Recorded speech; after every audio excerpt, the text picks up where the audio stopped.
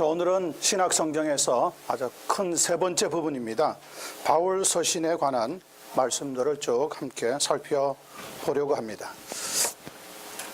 아마 여러분 가지고 계신 페이지를 보면 한 35페이지 정도 될 것 같은데 함께 살펴보면서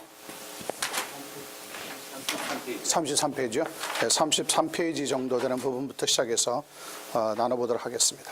자, 바울 서신은 신약 성경에 있어서 상당히 중요한 많은 부분들을 차지하고 있습니다.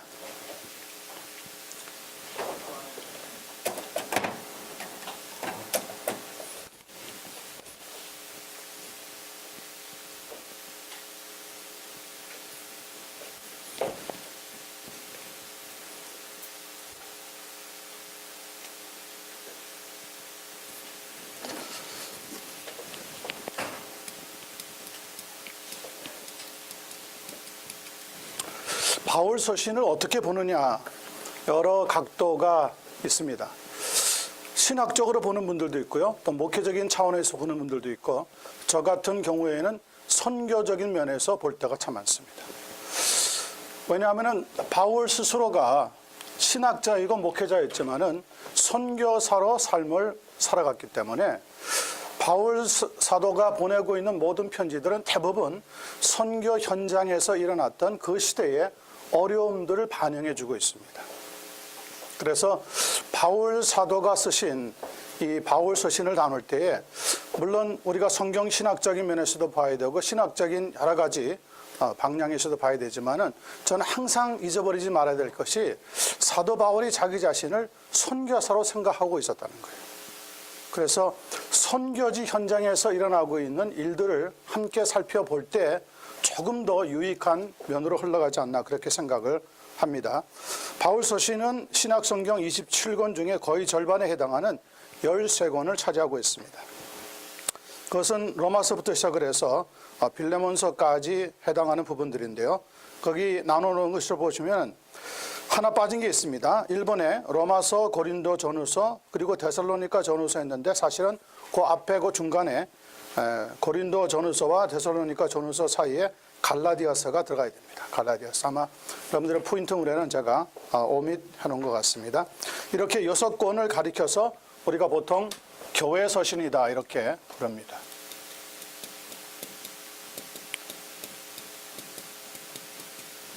물론 다른 교회에 보낸 것들도 포함이 되긴 하지만은 그러나 약간은 다른 각도에서 보는 면이 있기 때문에 먼저 6권을 교회 서신으로 우리가 분류를 하고요. 그 다음에 나오는 4권, 에베소서와 빌립보서, 골로새서, 그리고 빌레몬서, 이 4권은 옥중 서신이다 이렇게 부릅니다.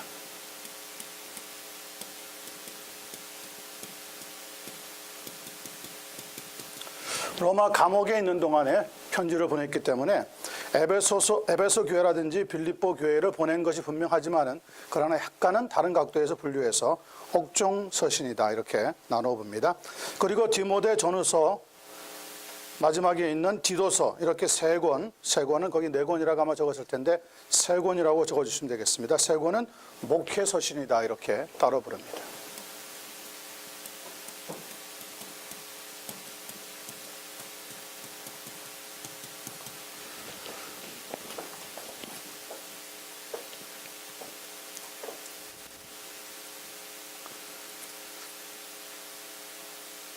사복음서와 또 사도행전이 주로 내용을 주 예수를 믿으라 그리하면 너와 내 집이 구원을 얻으리라 하고 있는 면에서 볼 때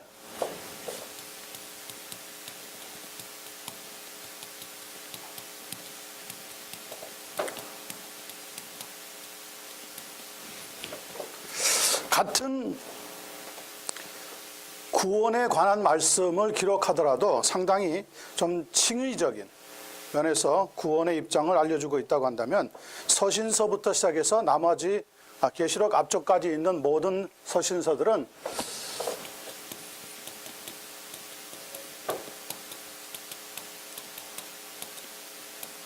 성화에 관계되는 구원의 말씀들을 기록해 주고 있다, 이렇게 생각하고 크게 보시면은 상당히 성경이 좀 더 잘 이해가 될 줄로 그렇게 생각을 합니다. 먼저 로마서부터 살펴보겠습니다. 로마서의 저자는 바울입니다. 거기에 대한 이의는 별로 없습니다. 특별히 로마서 1장 1절에 보면 예수 그리스도의 종 바울은 사도로 부르심을 받아 하나님의 복음을 위하여 택정함을 입었다고 분명히 기록하고 있습니다. AD 1세기 말부터 시작해서 2세기 초까지 로마의 클레멘트라든지 ig나시우스, 순교자였던 저스틴 말터, 그리고 폴리갑 등등 본서신을 많이 인용을 하였습니다. 그래서 본서의 저자, 로마서의 저자가 바울이라고 하는 것은 큰 이의가 없이 거의 모든 학자들에 의해서 인정이 되고 있습니다. 리시피언트, 수신자에 대해서 잠깐 살펴보겠습니다. 로마서의 수신자는 로마 교회입니다. 로마 교회는 어떻게 해서 세워졌느냐 하면 어느 날에 로마에 있던 사람들이 예루살렘에 오게 되었느냐 하면 오순절에 올라왔던 여러 순례자들 가운데 로마에서 온 사람들이 있었던 것 같습니다.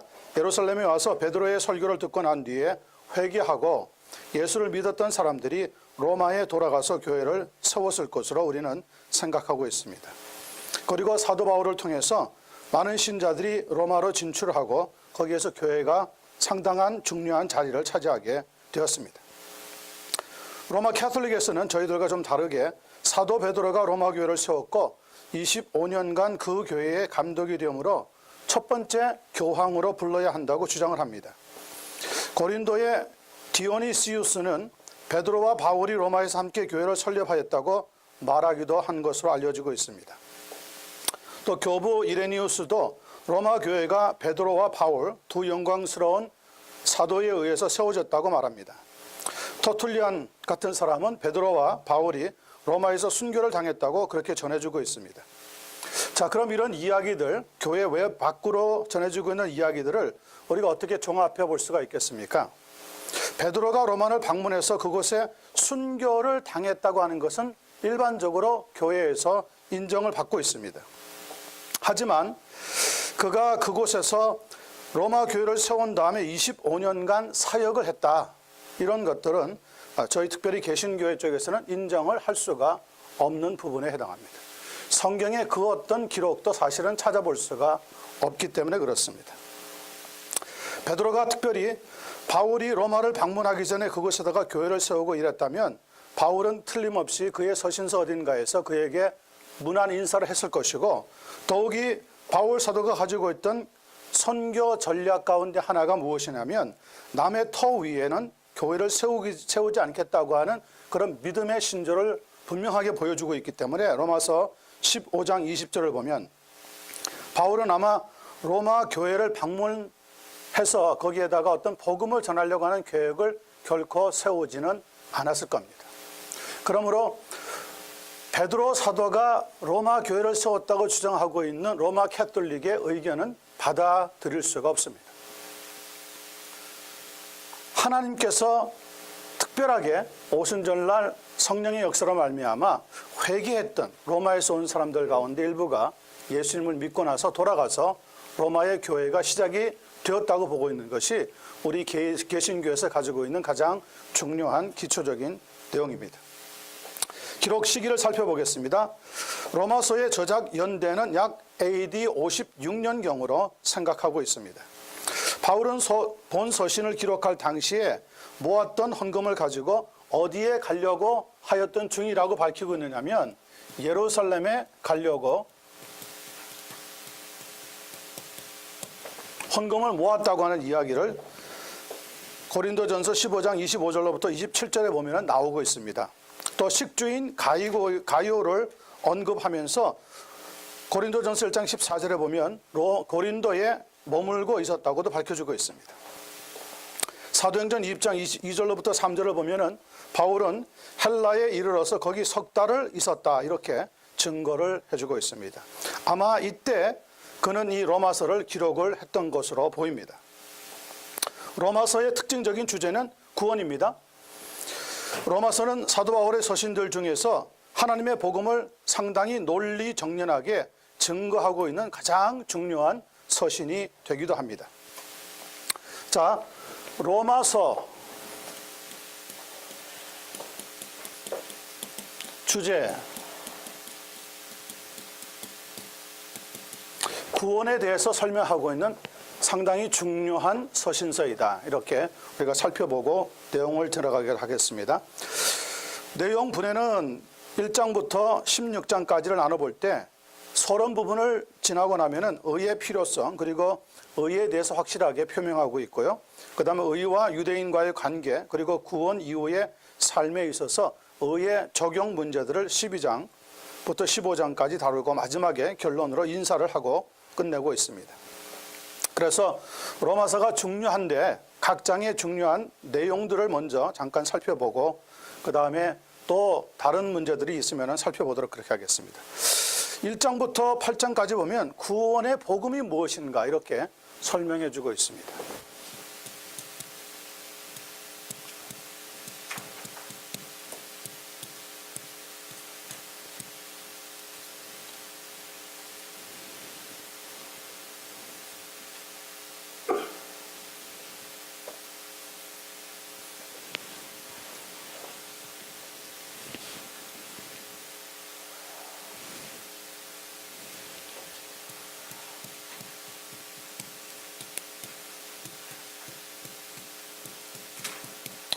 로마서는 크게 나누어 보자면 1장에서 8장 그리고 9장에서부터 11장 그리고 12장부터 16장으로 나누어진다고 분류할 수 있습니다. 1장부터 8장을 보면은 개인적인 사실은 구원에 대해서 입장을 설명합니다. 그리고 9장부터 11장은 유대인들의 구원의 문제를 다루고 있습니다. 그리고 마지막 12장부터 16장은 구원 이후에 대한 우리 성도들의 삶이 어떻게 살아야 하는가를 잘 적용해서 보여주고 있습니다. 먼저 1장에서 8장 1장 16절에 보니까 구원의 능력이 무엇인가를 설명합니다. 내가 복음을 부끄러워하지 아니하노니 이 복음은 모든 믿는 자에게 구원을 주시는 하나님의 능력이 됨이라. 먼저는 누구고 그 다음에 누구라고요? 먼저는 유대인이요.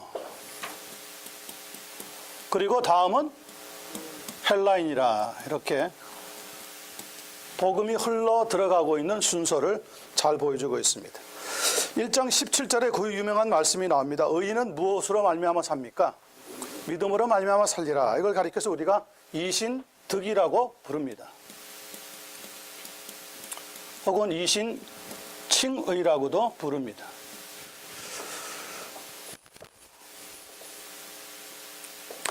이 칭의의 문제에 있어서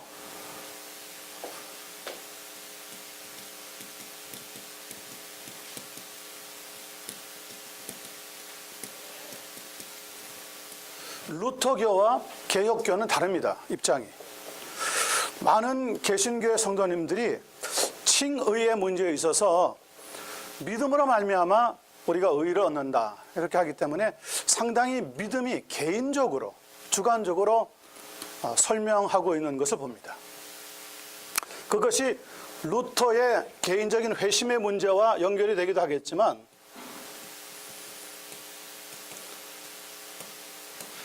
개인적인 믿음이라고 하기보다도 개혁주의에서는 무엇을 강조하느냐면 예수 그리스도의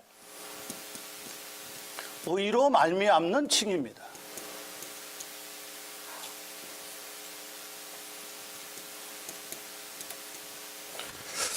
예수 그리스도의 의를 덧입는 것이 온전한 칭의이지 우리가 믿어서 스스로 의로운 사람이 된다. 이것은 일반적으로 알고 있는 칭의의 문제와는 약간은 다릅니다. 그래서 루터교와 개혁주의의 입장은 약간 상반된 같은 칭의이지만 약간은 다르게 보고 있다는 것을 여러분들이 이해하시면서 1장 17절을 살펴보시면 좋겠습니다. 의라고 하는 것은 헬라어로 디카요 시네라고 부르는데 신약 성경에 약 92번 중에서 로마서에만 36회나 나올 정도로 상당히 중요하게 다루고 있다는 것입니다. 의롭다 하다는 것은 디카요 오인데 신약 성경에 40회 중에서 로마서에만 약 15회나 나오고 있습니다. 그러므로 이 의라고 하는 것에 대해서 사도 바울은 율법적인 의와 지금 예수 그리스도 안에서 이루어지고 있는 의에 대해서 자신의 예수 그리스도의 부활을 경험하고 난 뒤에 온전히 거듭난 그 경험을 바탕으로 해서 이 의가 그냥 개인적인 주관적인 믿음으로 얻어지는 의가 아니라는 것을 확실히 보여주고 있는 것이 로마서라고 생각을 합니다. 로마서 3장 10절로부터 12절에 보면은 구원의 필요에 대해서 설명합니다. 기록된 바 의인은 없나니 하나도 없으며 깨닫는 자도 없고 하나님을 찾는 자도 없고 다 지우자 함께 무익하게 되고 선을 행하는 자는 없나니 하나도 없도다. 모든 사람이 다 죄인으로서 살기 때문에 하나님께서 개입하지 않으면 구원이라고 하는 것은 일어날 수 있는 소망이 없다는 것에 대해서 바로 구원의 근거를 사도 바울은 찾아내고 있습니다. 3장 20절에서 24절 보시면 좀 더 이렇게 잘 설명하고 있습니다. 우리가 알거니와 무릇 율법이 말하는 바는 율법 아래 있는 자들에게 말하는 것이니 이는 모든 입을 막고 온 세상으로 하나님의 어디 아래 있다고 그랬습니까? 하나님의 진노.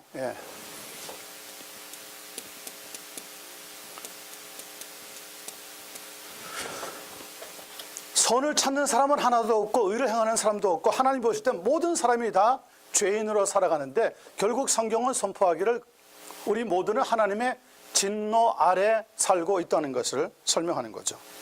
진노 아래 있게 하려 함이라. 그러므로 율법의 행위로 그의 앞에 의롭다 하심을 얻을 육체가 없나니 율법으로는 뭘 깨닫는다고요? 여기에 이제 중요한 내용들입니다.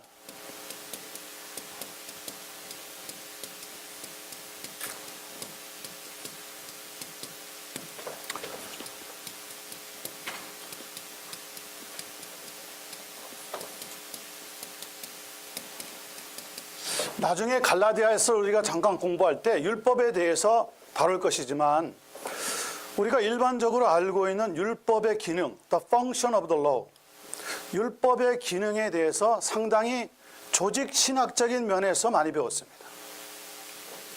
율법의 기능은 뭐냐? 첫째, 의식법이 있다는 거죠. ceremonial. 그래서 제사를 드릴 때 손을 씻는다든지 짐승들을 씻는다든지 각을 뜬다든지 이런 모든 의식이 하나하나 다 중요하게 들어왔습니다. 세레모니얼 로우라고 하는 기능이 있고 두 번째는 도덕법이 있었습니다.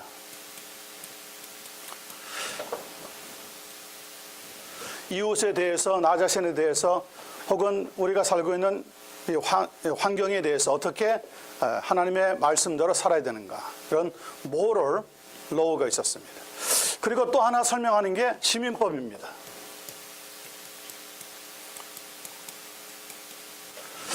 한 사회의 구성인으로서 어떻게 삶을 살아가야 하느냐. 이렇게 율법에 대한 기능을 우리는 전통적으로 조직 신학의 영향을 받아가지고 해석을 해왔습니다. 그런데 최근래는 아니죠. 한 20년 사이에 특별히 우리 개혁주의 진영에서 조직 신학적인 면으로 보고 있는 율법이 그렇게 썩 좋은 해석은 아니라는 거예요. 그러면 어떻게 봐야 되느냐? 성경신학 입장에서 봐야 된다는 거죠. Systematic Theological Point of View가 아니라 Biblical Theology Point of View로 봐야 된다는 거예요. 그렇게 하면은 나중에 제가 설명을 다시 이제 갈라디아서 할 때 나오겠지만은 이렇게 보고 있는 율법의 기능보다도 성경에서 말하고 있는 율법의 기능이 무엇인가? 그 중에 하나가 뭐냐면 바로 오늘 나와 있는 이겁니다. 율법은 죄를 깨닫게 하는 기능을 가지고 있습니다. 그러니까 율법이 없었다면 내가 죄를 죄로 여길 수가 없었다는 거죠. 그러니까 율법으로 말미암아 율법이 엄으로 인하여서 우리는 죄가 분명히 무엇인지 깨닫는 의식이 생기게 되었다는 거죠. 그래서 이 율법의 기능 가운데 중요한 것이 무엇이냐? 죄를 깨닫게 하는 것입니다. 나중에 우리가 이 분야에 대해서 조금 더 설명을 하도록 하겠습니다. 율법으로는 죄를 깨달음이니라. 이제는 율법 외에 하나님의 뭐가 나타났습니까? 한 의가 나타났으니 이 의가 사람이 믿음으로 말미암아 생기는 주관적인 의가 아니라는 거예요. 하나님이 우리에게 주셔서 갖게 하시는 객관적인 의라는 것을 사도 바울은 로마서를 통해서 강조하고 또 강조해 주고 있습니다. 율법과 선지자들에게 증거를 받은 것이라 곧 예수 그리스도를 믿음으로 말미암아 모든 사람에게 미치는 하나님의 의인이 뭐가 없습니까? 차별이 없느니라. 그래서 이 의에 있어서 이니시티브, 주관을 누가 쥐고 있느냐면 하나님이 쥐고 있다는 거예요. 사람이 쥐고 있는 게 아니라.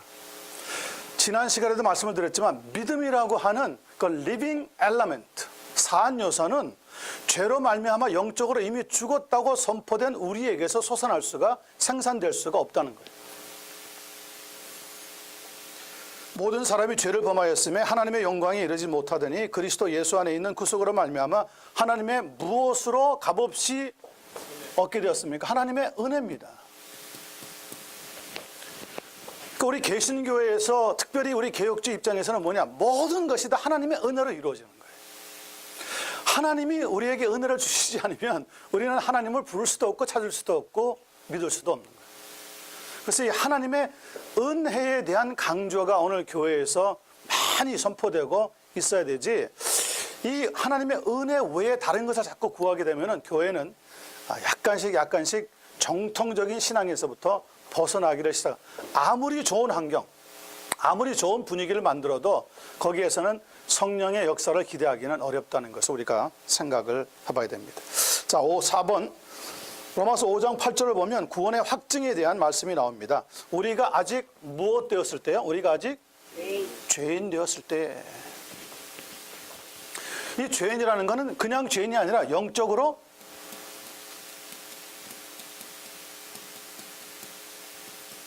사망 가운데 있는 겁니다. 영적으로 이미 우리는 죽었다는, 성경이 우리를 선포하는 것은 그겁니다. 우리는 영적으로 이미 죽었다는 거예요. 그러므로 이 영적으로 죽은 가운데서 우리를 구원할 수 있는 것은 전적으로 하나님의 은혜가 아니면 안 된다는 거예요. 그래서 이 은혜를 깨닫고 나면, 받고 나면 어떻게 됩니까? 하나님 앞에 저절로 감사가 나올 수밖에 없는 거죠. 그래서 저는 성령 충만을 무엇을 보느냐면 감사 충만으로 봅니다. 감사가 충만하지 않으면 다른 걸 아무리 이야기해도 말이 안 돼요. 예수 믿는 사람은 범사에 감사해야 되지만은 무슨 일을 만나더라도 그 사건 속에서 하나님의 역사가 있을 것을 내다보기 때문에 감사를 하는 삶으로 이어지는 거죠. 뭐 은사가 충만하기도 하고 뭐 다른 것들도 많은 여러 조건이 있겠지만, 그러나 그런 것들은 뒤따라오는 부수적인 요소들이고 가장 중요한 것은 거듭난 성도, 하나님의 은혜를 받은 사람이라고 한다면은 제일 잘 표현될 수 있는 것은 감사가 충만하게 표현되는 것입니다.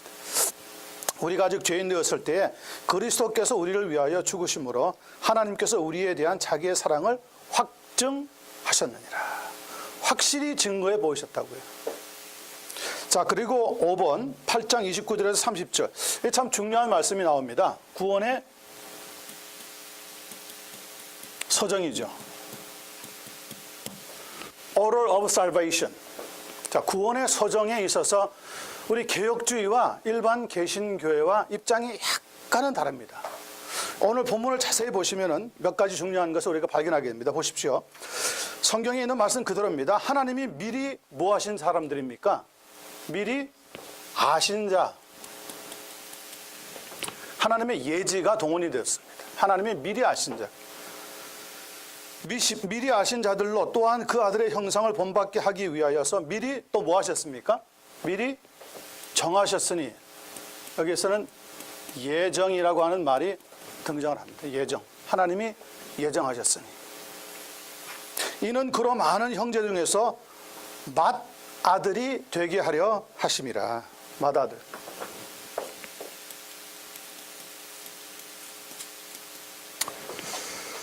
또 미리 정하신 그들을 또한 뭐 하셨습니까? 부르시고.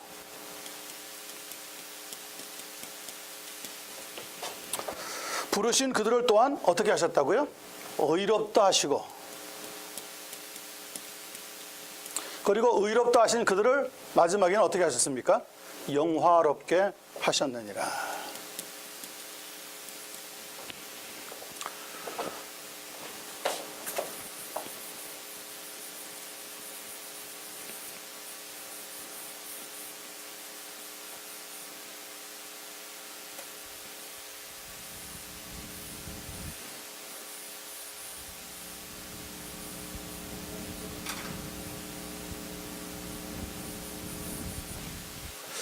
자, 우리가 일반적으로 알고 있는 구원의 서정, 하나님께서 우리를 구원하시는 방법에 대해서 배워오기를 보통 어떻게 배웠느냐.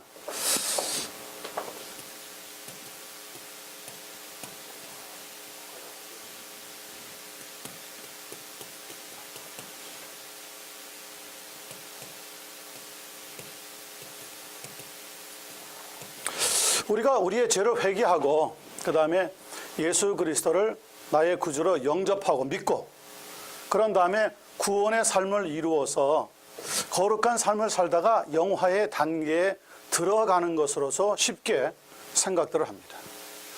자, 그런데 이런 단계에 조금 더 설명이 필요한 부분들이 있습니다. 중요한 것은 아까 말씀드린 것처럼 우리가 영적으로 사망했다는 사실을 잊어버리면 안 돼요. 그러므로 우리 스스로 회개할 수 있는 능력이 없습니다. 예수 그리스도를 영접할 수 있는 믿음의 힘도 없습니다. 그러면은 회개 앞에 반드시 설명되어야 되는 요소가 하나 있습니다. 무엇이 있어야 됩니까? 예, 하나님의 택함도 물론 들어오겠지만은 택함 이전에 필요한 게 성령의 일반 사역입니다. 성령은 두 가지 사역을 하시는데 하나는 일반 사역이 있고 하나는 특수 사역이 있습니다. 하나님의 특수 사역은 무엇과 연결되느냐 하면 우리의 구원과 연결됩니다.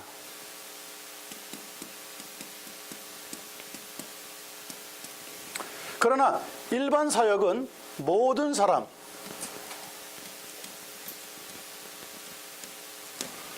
사람에게 하나님의 은혜를 골고루 나누어 주시는 사역입니다. 이 성령의 일반 사역을 통하여서 죽은 자 되었던 영적으로 사망에 이르고 있던 우리들을 하나님께서 회개와 믿음 전에 하시는 일이 뭐냐면 중생이라고 하는 사건입니다. 중생이라고 하는 것은 만물보다 부패했다고 하는 우리의 마음을 제거하시고 하나님께서 새 마음을 이식시켜 주는 겁니다. 다시 말하면 영적으로 다시 한번 태어나는 일이 있을 때에 비로소 뭐가 생기느냐면 믿음과 회개라고 하는, 한마디로 줄여서 회심이라고 하는 사건이 일어나게 되는 거죠. 자, 율법은 이야기합니다. 우리가 죄 아래 영적으로 사망 단계에 이르렀다는 겁니다. 그런데 성경은 이야기합니다. 같은 성경은 복음으로 말미암아 우리가 죄에서 벗어나 구원의 단계를 얻게 되었다는 거죠. 이 관계는 무엇으로 설명할 수 있냐면 출생과 탄생의 관계로 설명해 드릴 수 있습니다. 아이들이 태어날 때 내가 어떤 부모님을 나의 부모로 정해야 되겠다, 그렇게 믿고 태어나는 자녀는 하나도 없습니다. 먼저 태어나고 나서 그 다음에 부모에 대한 믿음을 가지게 되었습니다. 이게 순서입니다. 출생의 순서입니다. 그런데 일반적으로 개신교에서 가르치고 있는 회개와 믿음이라고 하는 것은 결국 내가 해야 되는 개인적인 행동인데, 결정인데, 영적으로 사망한 우리에게 있어서는 그런 일들이 일어날 수가 없다는 거죠. 그러면 하나님께서 성령님의 일반 사역을 통하여서 우리를 중생시키는 특수한 단계로 이끌어 가시지 않으면 아니 되는 겁니다. 자, 우리에게 그래서 중생의 문제가 믿음이나 회개 이전에 먼저 일어나는 거예요. 중생의 관계가 일어나고 나면 당연히 무엇을 들을 수가 있습니까? 부르심. 우리가 쉽게 얘기하는 effectual calling. 하나님이 우리를 말씀으로 부르실 때 거기에 응답할 수 있는 힘이 생기는 거죠. 그래서 회개 전에 성령의 일반 사역과 함께 두 번째가 중생의 관계를 지나고 나면 세 번째가 부르심.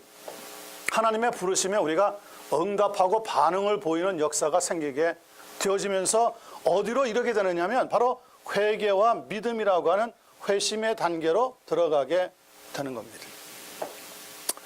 회심의 단계에 들어갔을 때 우리가 구원이라고 부르지 않고 이 구원이라고 하는 것은 전체적인 관계를 설명할 때 구원이라고 그러고, 여기에서는 무슨 역사가 일어나느냐면 회심의 단계에 들어가면 하나님의 죄 용서의 역사가 일어납니다. 죄 용서의 역사가 일어나면 그 다음에 따라오는 게 뭡니까?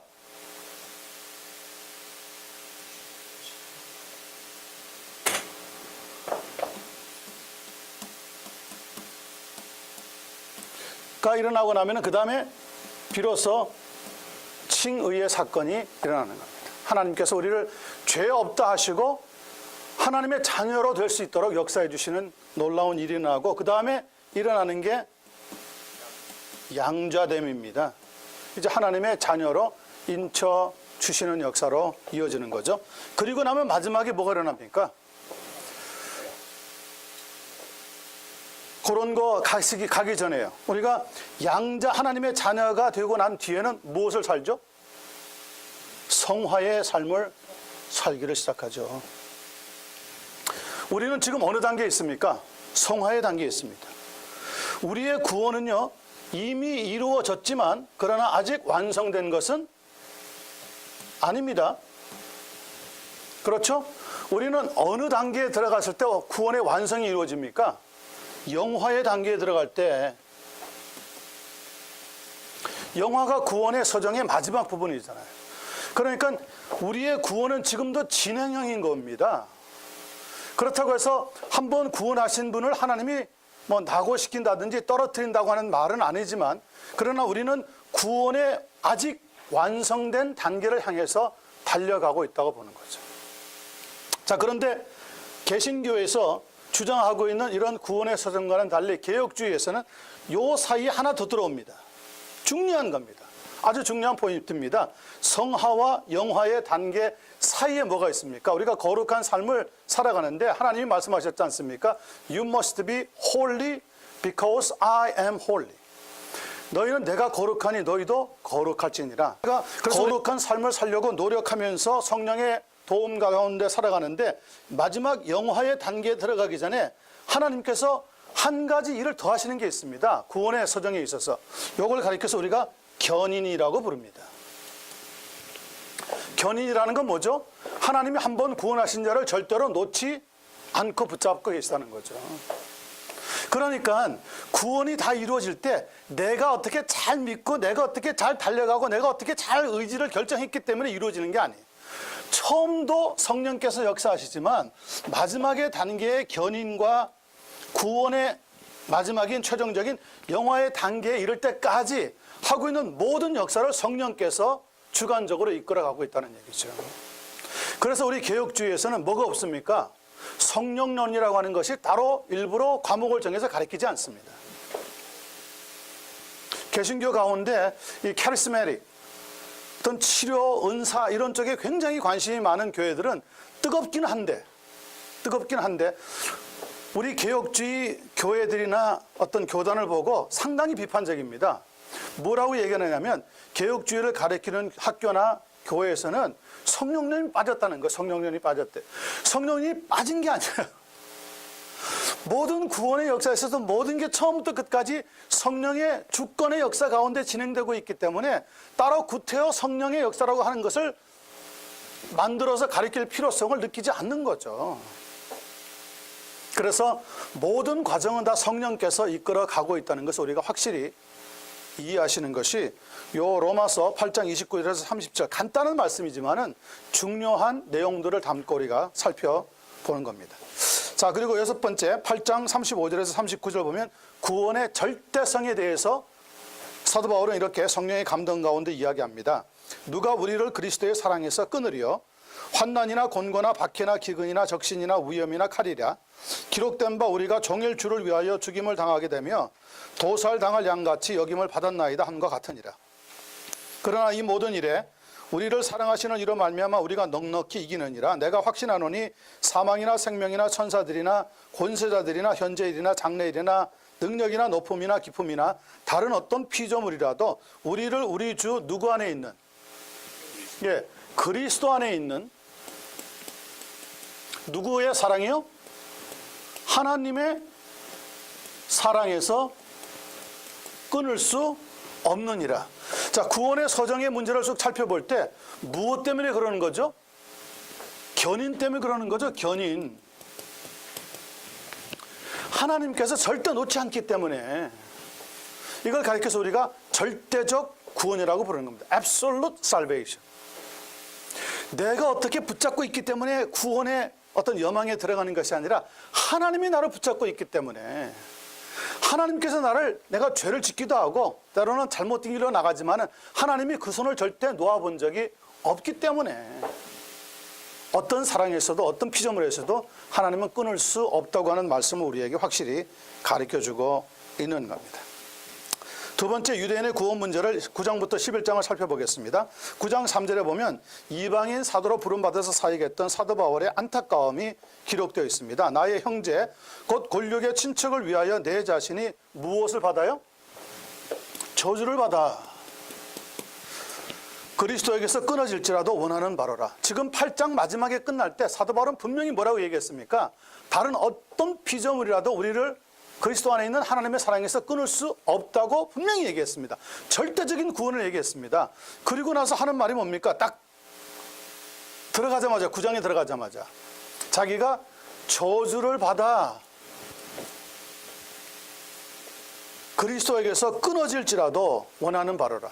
아니, 저주를 받고 그리스도에게서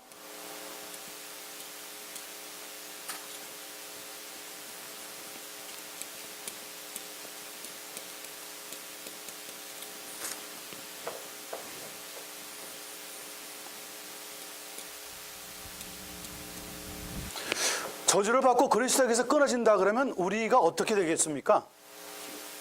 왜 당연한 거 아니겠습니까?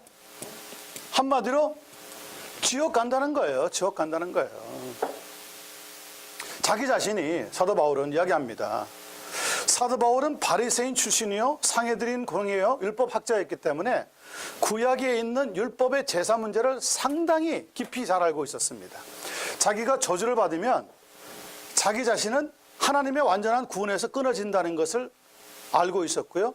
그리스도에게서 끊어진다는 것은 곧 지옥에 떨어질 운명이 된다는 것을 알고 있었습니다. 그럼에도 불구하고 그 정도 강렬한 소원을 담아가지고 누가 구원받기를 원한다는 거예요? 자기의 권력의 친척인 유대인 형제들이 구원받기를 원한다. 이게 뭡니까? 이게 한 사람의 영혼에 대한 생명의 열정입니다. 오늘 개신교 성도님들에게서 참 찾기 어려운 게 뭐냐면 한 사람의 영혼에 대한 열정이 없습니다. 패션이 없는 겁니다. 사도 바울은 지금 복음을 전합니다. 이방인들에게 복음을 전하는데 무수히 많은 사람들이 예수를 믿고 돌아옵니다. 그런데 예수 그리스도께서 태어나기도 했고 이미 구약시대부터 하나님의 말씀을 받았던 자기 민족, 유대 민족을 바라볼 때 여전히 적대시하고 그리스도를 거부하고 있는 그들을 볼 때 속에서 한 영혼에 대한 열정이 솟아오른 거죠. 그리고 하는 고백이 뭡니까? 내 자신이 저주를 받아 그리스도에게서 끊어질지라도 그들이 구원받기를 원한다고 하는, 다시 말하면 자기의 생명을 하나님이 차라리 앗아가시고 저 유대 형제들 중에 한 사람이라도 구원해 주시기를 원하는 마음이 그의 복음을 전하는 가운데 들어있었습니다. 이것은 구약시대에 누구도 이런 마음을 가지고 있었습니까? 모세도 가지고 있었습니다. 하나님 앞에 죄를 범하고 우상을 섬기던 그들을 대속하여서 하나님 앞에 나가서 하나님 차라리 내 이름을 하나님의 책에서 지워주십시오. 그리고 저 형제들을, 저 이스라엘 백성들을 구원해 주십시오. 오늘 우리 얄라 선교원에서 훈련받고 공부하시는 한 사람 한 사람의 심령 속에 이런 영혼에 대한 열정이 다시 한번 생겨난다면, 나 한 사람의 잘 먹고 잘 살고 성공하고 출세하고의 문제가 아니라 나는 비록 지옥에 떨어질지 모르고 예수 그리스도에게서 끊어질지 모르지만 하나님, 내가 기도하고 있는 이 형제, 내가 기도하고 있는 내 부모님 가운데 아버님, 어머님, 내 친척, 아무개, 그 하나님 구원받았으면 좋겠습니다. 여러분, 구원의 문제는 엄청나게 중요한 문제입니다. 그리고 우리가 죽고 난 뒤에는 다시는 이 구원에 대해서 말씀을 전하고 싶고 소식을 나누고 싶어도 할 수 없는 일입니다. 살아있는 동안은 밖에 못합니다. 딱 일생에 한 번밖에 없는 기회입니다. 사도 바울이 구원에 대한 열정을 얼마나, 지금 로마 교회에 편지를 씁니다. 로마에 엄청난 사람이 있다는 거 압니다. 세계 중심자라는 것도 압니다. 그런데도 자기 형제들을 볼 때, 유대인 형제들을 볼 때 이들이 구원받지 못하고 있는 데 대한 너무너무 뜨거운 안타까움이 있는 거예요. 그래서 저주를 받아 그리스도에게서 끊어질지라도, 다시 말하면 하나님의 사랑에서 끊어질지라도, 끊을 자가 없지만 역설적으로, 파라독시컬하게 역설적으로, 그러나 끊어질지라도 원하는 게 있다는 거예요. 그게 뭐냐? 유대인, 나의 형제, 나의 골육의 친척들이 구원받기를 원합니다. 그러니 한 사람의 영혼이 천하보다 귀하다고 하셨던 예수님의 말씀이 딱 들어맞는 거죠. 10장 2절로부터 3절 보니까 이스라엘의 문제가 나옵니다. 내가 증언하노니 그들이 하나님께 열심히 있으나 올바른 지식을 따른 것이 아니니라. 하나님의 의를 모르고 누구의 의를 세우려고 했습니까? 네, 자기의 의. 그러니까 주관적인 의죠. 하나님의 객관적인 공정한 의가 아니라, 하나님이 베풀어 주신 은혜로 말미암는 의가 아니라 자신들이 세우려고 하는 의. 그런데 이사야 선지자도 말씀했지 않습니까? 우리의 의는 뭐와 같습니까? 낡아지는 의복과 같으니라. 교회생활 조금 했다고요. 이제 장로님 됐다고요. 이제 전사님 되고 뭐 권사님 됐다고요. 이제 어느 정도 레벨이 올라갔다고 내가 믿음으로 성숙하다고 얘기할 수 있습니까? 만약에 그렇게 생각 안 나면 착각입니다. 우리는 직분이 맡아질수록, 올라가면 올라갈수록 더 무엇이 필요합니까? 하나님 앞에 자기 자신을 바짝 낮추는 겸손함의 의가 있어야 됩니다. 자기 의가 아닙니다. 내 공로가 아닙니다. 예수 그리스도가 아니었다면 나는 여전히 영적인 사망인 죄 가운데 살다가 끝날 인생이었어요. 그런데 순전히 하나님의 은혜로 말미암아, 하나님의 은혜로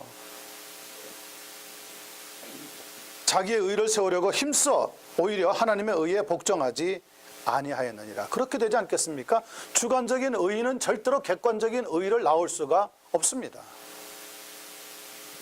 11장 26절에서 27절입니다. 결국 온 이스라엘의 문제가 등장합니다. 형제들아, 너희가 스스로 지혜 있다 하면서 이 신비를 너희가 모르기를 내가 원하지 아니하노니, 이 신비는 이방인의 충만한 수가 들어오기까지, 다시 말하면 하나님이 구원하시기로 한 이방인들이 다 구원받을 때까지 이스라엘의 덫은 우둔하게 된 것이라. 그리하여 나중에 결국 온, 누가 구원도 받습니까?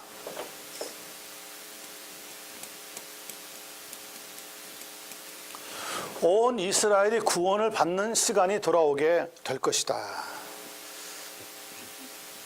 그런데 여기에 대한 해석을 잘 하셔야 됩니다. 온 이스라엘이 결국 누구를 이야기하느냐? 사도 바울이 온 이스라엘 그럴 때 세대주의에서 주장하고 있는 것처럼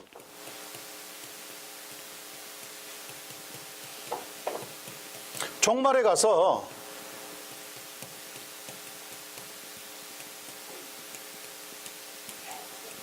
유대인 전부가 구원받게 된다고 하는 이야기입니까? 그런 의미는 아닙니다. 여기에서 말하고 있는 온 이스라엘은 종말의 유대인들, 남아있던 유대인들이 몽땅 다 믿게 된다고 하는 의미는 아닙니다. 여기에 나와 있는 온이라고 하는 것은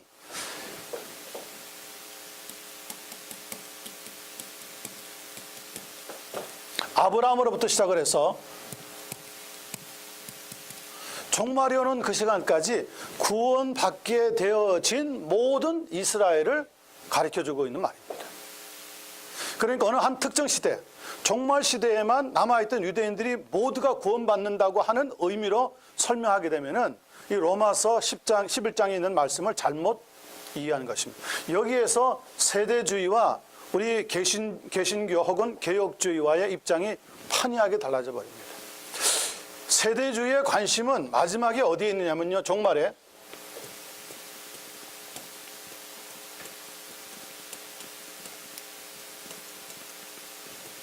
종말에 유대인들 모두가 회심하게 될 것이라고 하는 데 있습니다. 그래서 세대주의에서 가장 지금 강조하고 있는 표어가 뭐냐면 back to 이스라엘입니다.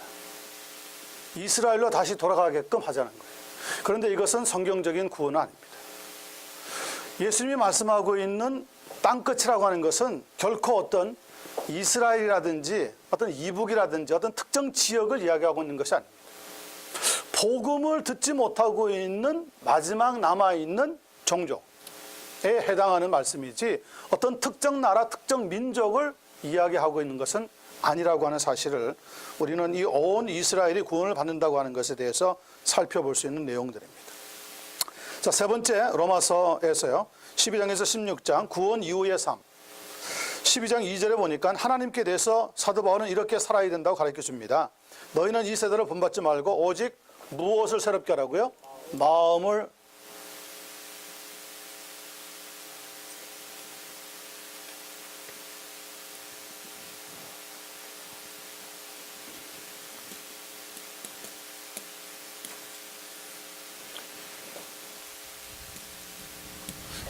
첫째 마음을 새롭게 함으로 변화를 받아 하나님의 선하시고 기뻐하시고 온전하신 뜻이 무엇인지 뭘 하라고요? 분별하도록 하라. 그러니까 이 마음은 이미 중생한 새로운 마음, 거듭난 마음을 말합니다. 거듭난 마음, 변화된 마음이 있을 때 우리는 어떻게 살아야 하는지 분별력을 얻는 것이지 그냥 우리의 마음, 일반적인 마음으로서는 얻을 수가 이 마음은 이미 만물보다 부패하다고 성경은 이야기하고 있다는 사실을 우리가 깨닫게 바랍니다. 그러니까 12장부터는 지금 구원 이후의 삶과 연결시키고 있다는 것을 깨닫게 되어지는 거죠. 12장 10절에서 10절, 11절 보면 형제에 대해서 우리가 구원 이후의 삶을 어떻게 살아야 되는지를 설명합니다. 형제를 사랑하며 서로 우애하고 존경하기를 서로 어떻게 하고요? 먼저 하고 먼저. 거듭나기 전에는 먼저 하지 않았습니다. 다른 사람이 하기를 바랬죠. 그런데 거듭나고 나니까 구원 이후의 삶은 내가 먼저 하는 삶으로 바뀌게 되더라는 겁니다. 부지런하여 게으르지 말고 무엇을 품습니까? 열심을 품고 주를 섬기라고 가르쳐주고 있습니다. 형제에 대해서 주고 있는 구원 이후의 삶에 대한 교훈입니다. 12장 19절 보면 원수에 대해서 또 가르쳐줍니다. 내 사랑하는 자들아 너희가 친히 원수를 갚지 말고 하나님의 무엇에 맡기라고요? 진노하심. 이전에는 무슨 일을 당하고 나면은 두고 봐. 내가 이대로 당하는가 봐 하고 속에서 보복하고 싶은, 리벤지하고 싶은 마음이 생겼는데 그러나 예수를 믿고 나면은 그 복수하고 싶은 마음, 보복하고 싶은 마음은 더 이상 우리의 문제가 아니라는 거죠. 하나님의 손에 맡기고 나는 진행해야 되는 일들을 하나님과 함께 나가는 거예요. 그래야 하나님의 뜻이 이루어지기를 시작하는 거죠. 나의 분노의 마음 가지고는 아무런 의의를 이룰 수가 없다고 성경은 거듭거듭 가르쳐주고 있습니다. 권세에 대해서 세상 권세입니다. 13장 1절에 보니까 각 사람은 위에 있는 권세들에게 무엇하라고 얘기했습니까? 복종하라. 복종하라. 정말 잘못되어서 세상의 권세가 사람들을 죽이고 사람들을 무차별하게 핍박을 하는 것 아니라면 일반적으로 우리에게 주고 있는 분명한 성경적인 교훈은 어떤 권세이든지 그 권세에 복종하라고 하는 것이 하나님의 말씀. 그러니까 구원받았는지 아니 받았는지 우리가 살펴볼 수 있는 좋은 것 중에 하나가 뭐냐면 세상에 나갔을 때 세상의 권세에도 복종할 줄 아는지 아닌지 보면 압니다. 예수 믿는다고 하면서 장로님들이, 집사님들이, 권사님들이 세상에 나가서 비즈니스 하면서 세상의 법을 따르지 않는다. 이것은 성경이 말할 때 문제가 있다는 거예요. 세상에 정해놓은 법도 하나님의 사람이라면 세상 사람보다 더 잘 지킬 줄 알아야 한다는 거죠.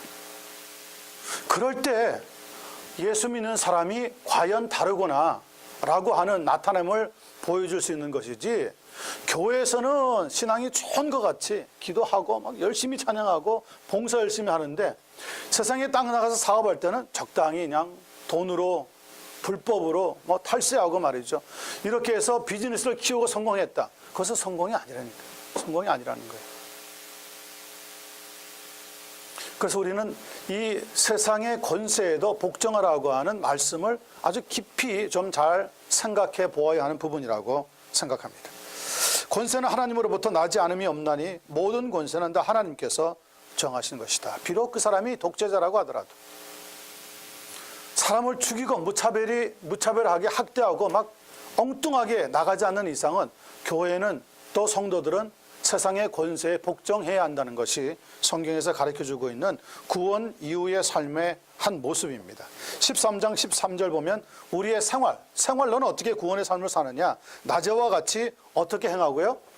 단정히 행하고. 교회 안이든 교회 밖이든 가정이든 가정 밖이든 혼자 있든 혼자 있지 아니하든 항상 예수 믿는 사람은 단정한 삶을 살아야 됩니다. 단정하다는 것은 무슨 말입니까? 절제와 규모가 있다는 겁니다. 허황되게 사치스럽게 화려하게 사는 것은 성도에게 주어져 있지 않다는 거죠. 왜 우리가 단정하게 살아야 됩니까? 선교를 위해서, 복음을 위해서, 하나님 나라 위해서 그렇게 살아야 된다는 거죠. 아니 기독교인들 비즈니스 잘해가지고 뭐 수백만 불 수천만 불 부자가 된 사람들이 있습니다. 그럴 수 있습니다. 그거 부러워하면 안 됩니다. 저는 기독교인들 가운데 정말 좋은 부자들이 많이 나오기를 기도합니다. 그러나 그 부를 내가 가지고 있다고 해서 내 마음대로 쓸 수 있는 권리는 어디에도 없습니다. 어디에도 없습니다. 그 부는 하나님의 나라를 위해서 써야 됩니다. 그렇지 않으면 그 부는 순식간에 바람이 불면 날아가듯이 사라지고 맙니다.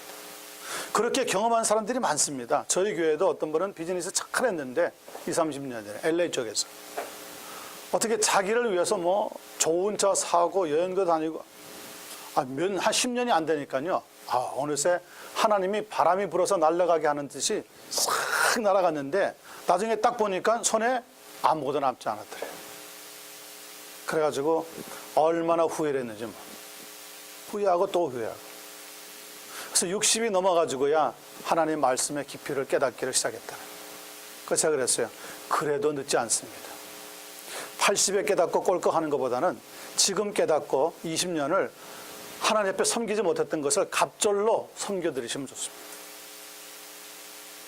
내게 있는 건강, 내게 있는 시간, 내게 있는 부 모두 내 게 아닙니다. 하나님이 우리에게 맡겨준 겁니다. 그래서 우리 개신교의 가장 중요한 이 삶에 대한 소명의 문제가 뭡니까? 청지기의 삶입니다. 청지기. 우리는 청지기예요. 내게 있는 뛰어난 지식, 머리 내 거 아닙니다. 하나님이 그렇게 주셔서 쓰게 하는 거예요. 그러면 그 분야를 위해서 쓰셔야 돼요. 갑자기 머리 좋은 사람이 여러분 뇌가 딱 정리되어 가지고 바보같이 정말 핸디캡이 되어버리는 사람이 있습니다. 그런 사람 보십시오. 그 뇌가 자기 게 아니라니까요. 내 몸에 붙어 있으니까 내 것 같이 생각하는데 그렇지 않습니다. 모든 게 다 하나님이 주신 거예요. 내가 숨 쉬는 거요?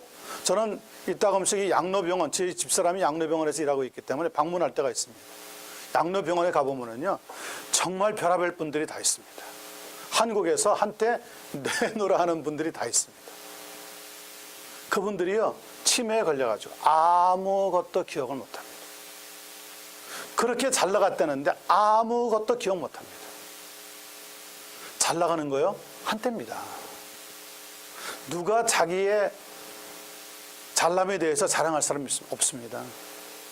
우리의 삶에 있어서는요, 예수 그리스도만 존귀 되어야 합니다. 그게 우리에게 주신 신앙의 가장 큰, 가장 좋은 목표입니다. 낮에와 같이 단정히 행하라. 규모 있고 절제 있게 살아야 한다는 것이 구원받은 사람에 대한 이후의 삶입니다.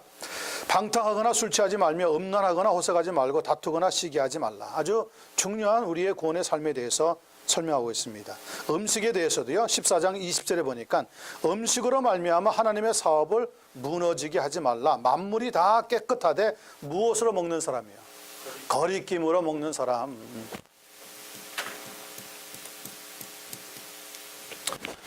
거리낌으로 먹는 사람에게는 악한 것이니라. 음식을 먹을 때 그러므로 하나님 앞에 감사함으로 먹으면 돼요. 그렇다고 해서 이 과자가 붙은 거는 조심하셔야 됩니다. 과. 너무 지나치게 많이 먹고 많이 마시고 많이 즐기는 것은 조심하셔야 됩니다. 성경은 적당히 하라 그랬지 지나치게 하라고 하는 건 없습니다. 우리는 왜 제가 참 20대 초반에 10대 후반에 참 미련한 짓을 많이 했어요. 친구들하고 모이면 음식 누가 많이 먹나 내기를 한 적이 아마 그렇게 하신 분들이 많을 거예요. 미국에 처음 왔는데요. 18, 19대니까요. 야, 미국에 와서 제일 좋았던 게 저는 이 맥도날드 가가지고 햄버거를 먹는데 빅맥을요. 얼마나 맛있는지. 그거를 내기를 했는데요. 빅맥을 앉은 자리에서 5개. 프렌치 프라이 5개. 그리고 콜라 5잔. 앉은 자리에서요. 한 번 먹을 때. 그렇게 먹었어요. 나중에 가만히 돌아보니까요. 얼마나 정말 어리석은 자랑이었는지 모릅니다. 그 자랑할 게 아니잖아요. 시간이 많이 흘러가지고 지금은 맥도날드에서 나오고 있는 그 햄버거 밑들이 결국 좋은 고기가 아니라는 것. 더구나 미국에서 식품 만들어지는 과정을 여러분 쭉 한번 그 미국에서 만들어 놓은 필름을 보시면은요.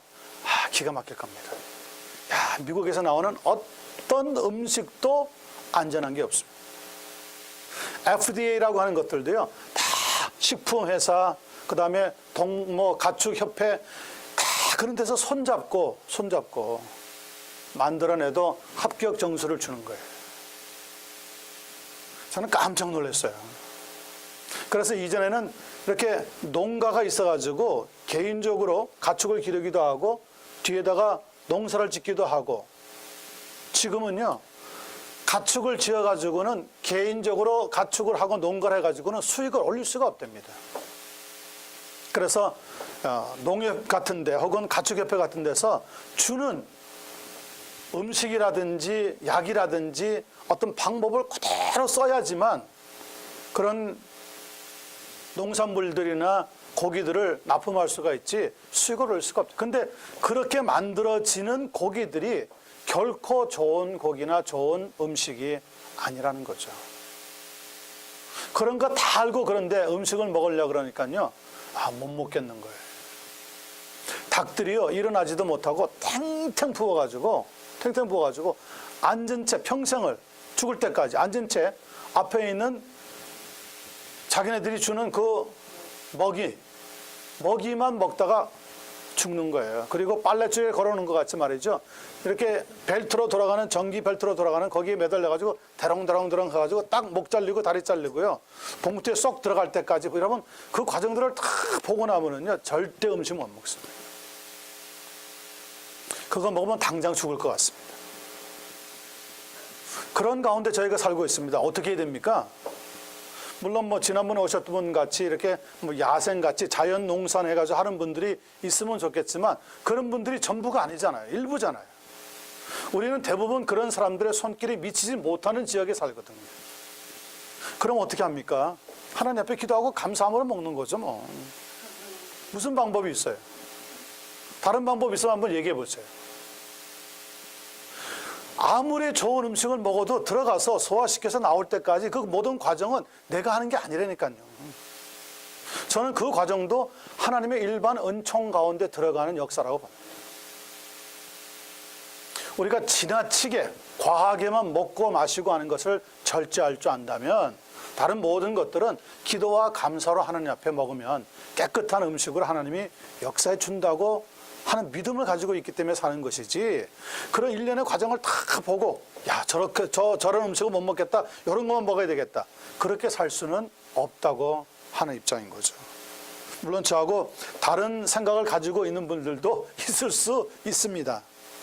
거리낌으로만 먹으면 안 된다. 거리낌으로 먹는 것은 악한 것이다. 성경은 가르쳐주고 있습니다. 15장 30절에서 31절 교회의 본질에 대해서 형제들아 내가 우리 주 예수 그리스도와 성령의 사랑으로 말미암아 너희를 권하노니 너희 기도에 나와 힘을 같이하여 나를 위하여 하나님께 빌어 나로 유대에서 순종하지 않은 자들로부터 무엇을 받게 하자고요?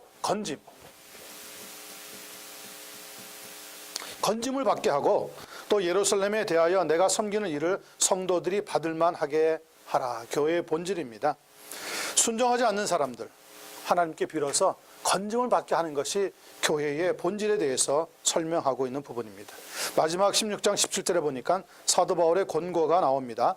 이런 모든 일련의 과정을 잘 지나가더라도 형제들아 내가 너희를 권하노니 너희가 배운 교훈을 거슬려 분쟁을 일으키거나 거치게 하는 자들을 살피고 그들에게서 뭐라고요? 떠나라.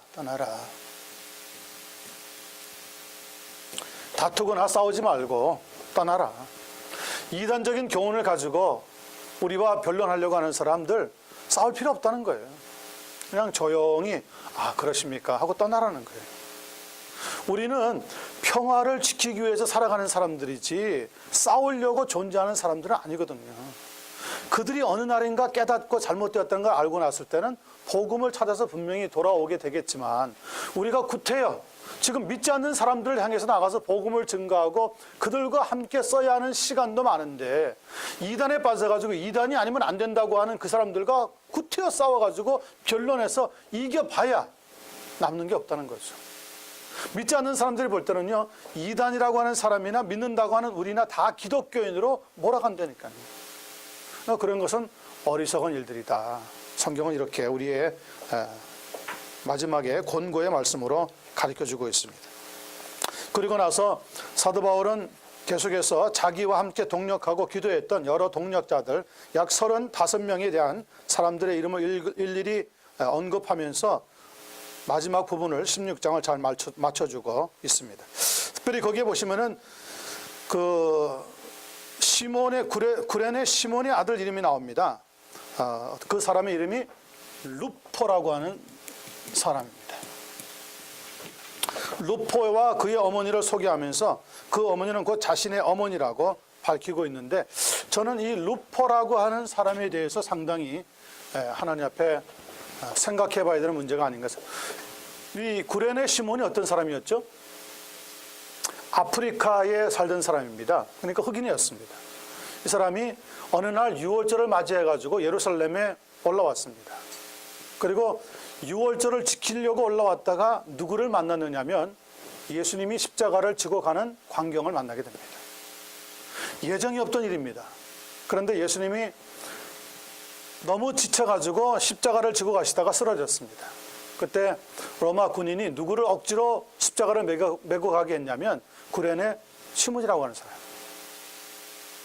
그렇게 메고 갔는데 그 이후의 삶은 사실 성경에 나와 있지 않습니다. 다만 우리가 추측할 뿐인데 오늘 이 로마서 16장에 나와 있는 이 루포라고 하는 사람이 바로 우리가 역사적으로 이해할 때 이 구레네 시몬의 두 사람의 아들 가운데 하나다.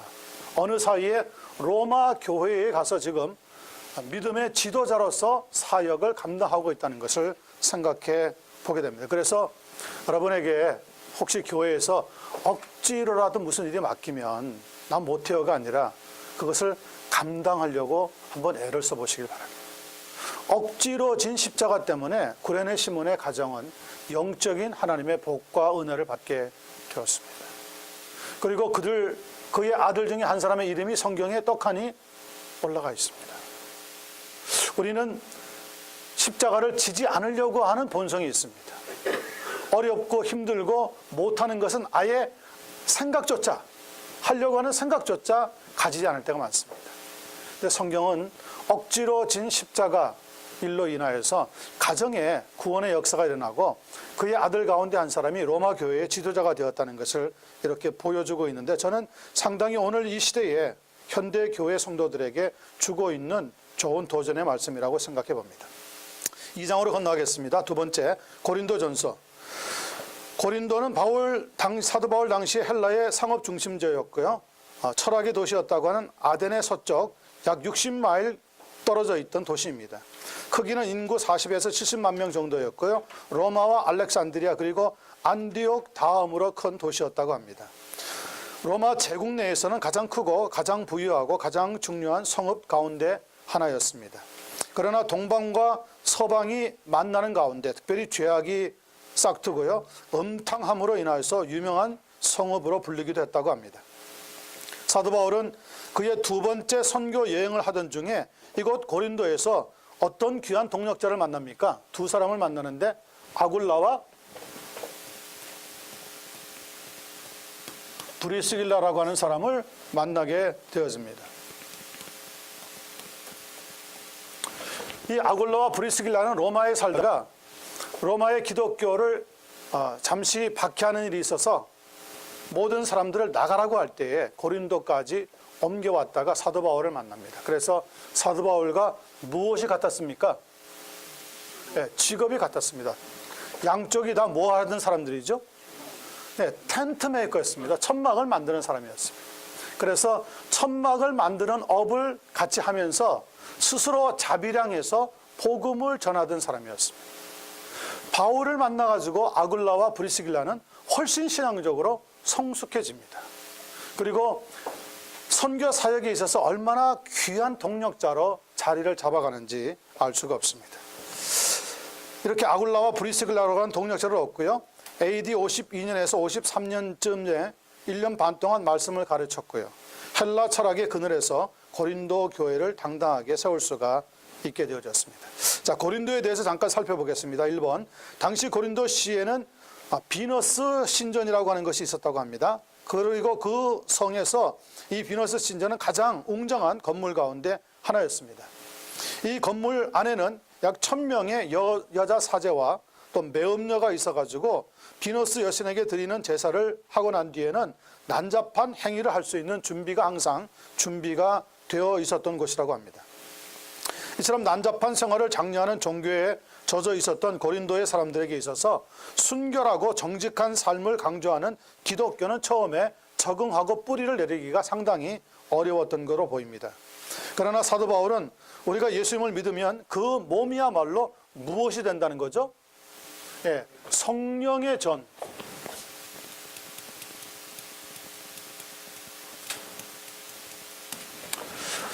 성령의 전이 건물이 아니라 우리의 예수를 믿게 되는 우리 각 사람 한 사람이 바로 성령의 전을 이루게 된다고 위로하면서 말씀으로 강조하고 도전했습니다. 그래서 이 몸을 부도덕한 행위를 금지하라고 주장하고요. 그 몸으로 하나님께 오히려 영광을 돌려야 된다고 가르쳐주고 있습니다. 당시의 시대적인 배경을 보시면 바울 사도가 고린도에서 사역을 하다가 떠난 지 약 3년 후에 고린도 교회에서는 여러 가지 심각한 문제와 무질서가 발생했고요. 특별히 무엇이 생겨가지고 네 파로 나눠집니까? 분쟁이 있어가지고 네 파로 갈라집니다. 게바파, 아볼로파, 바울파, 그리스도파. 이렇게 서로 나누어져 대립하고 있었던 고린도 교회의 문제를 듣고 나서 해결하기 위하여서 선교사였던 사도 바울이 쓴 편지가 고린도 전서입니다. 그러므로 고린도서도 마찬가지입니다. 신학적이고 여러 가지 상황을 잘 보셔야 되지만 거기에 선교적인 요소가 꼭 숨어 있다는 것을 살펴보시고 좀 더 유익함을 얻었으면 좋겠습니다. 자, 동기.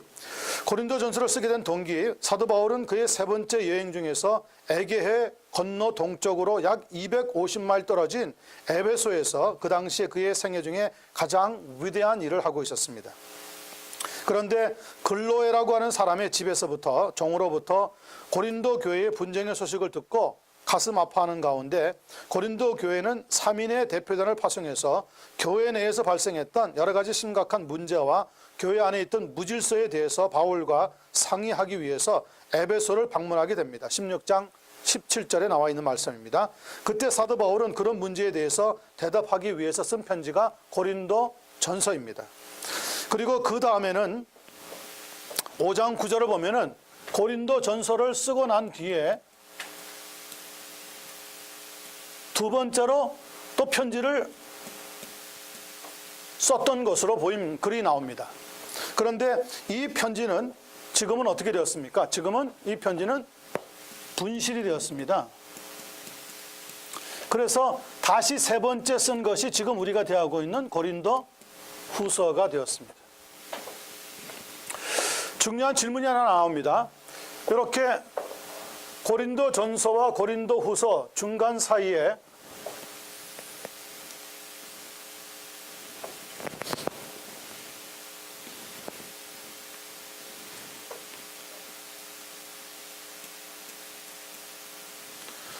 고린도 전서와 고린도 후서의 중간 사이에 잃어버렸다고 하는 고린도 교회에 보낸 두 번째 편지가 오늘 혹시 혹시 발견된다면 제가 처음 시간에도 이 질문을 드렸던 것 같습니다.